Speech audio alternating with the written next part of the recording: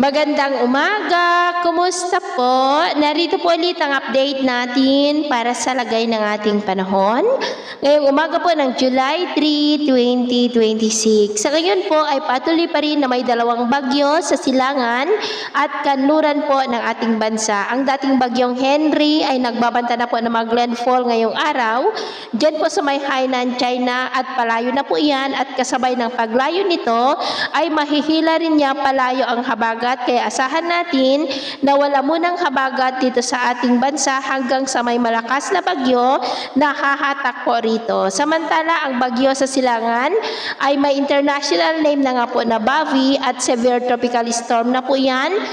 At asahan ang lalo pa nitong paglakas habang kumikilos pakanluran at nagbabanta na mag-landfall o tawirin ang mga isla ng Guam bilang Category 5 Super Typhoon sa darating po na Lunes. At sa Martes po ng gabi, posible na yan na makapasok sa ating area of responsibility at tatawagin na po sa local name na Super Typhoon Inday na siyang hahatak muli ng habagat na siya muling magpapaulan dito po sa ating bansa. Hindi po yan nakitaan na tatama sa ating kalupaan at posible na mag-landfall sa may Taiwan sa susunod na weekend at tatama rin po sa may China.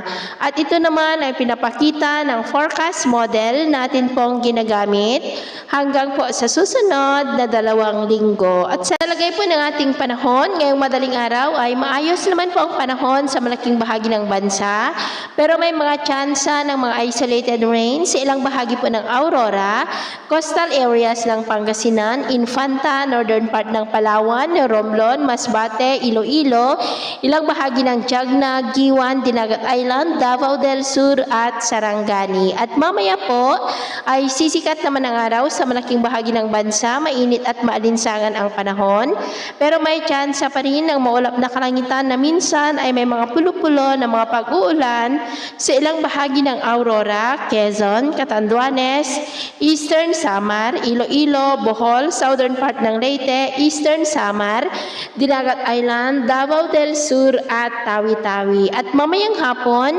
mainit at maalinsangan pa rin ang panahon sa malaking bahagi ng bansa, pero may mga tsansa ng maulap na kalangitan with isolated rains sa may Mindoro, southern part ng Palawan, western Visayas at malaking bahagi ng Mindanao. Kaya mag-ingat po tayo sa panganib na dulot ng mainit na panahon at ganun na rin po sa mga banta ng mga pagbaha at pagguho ng lupa. At sa atin naman po mga baybayin, wala na po tayong nakataas na anumang gale warning signals, pero iba yung pag-iingat lamang po kung papalaot tayo para mas makaiwas sa mga sakunang pangkaragatan. So ito lang latest update natin sa araw na ito. Ako po muli si James na nagsasabing sa kahit ng pagsubok po na darating sa ating buhay, huwag po tayong mawawalan ng pag-asa. Thank you and God bless!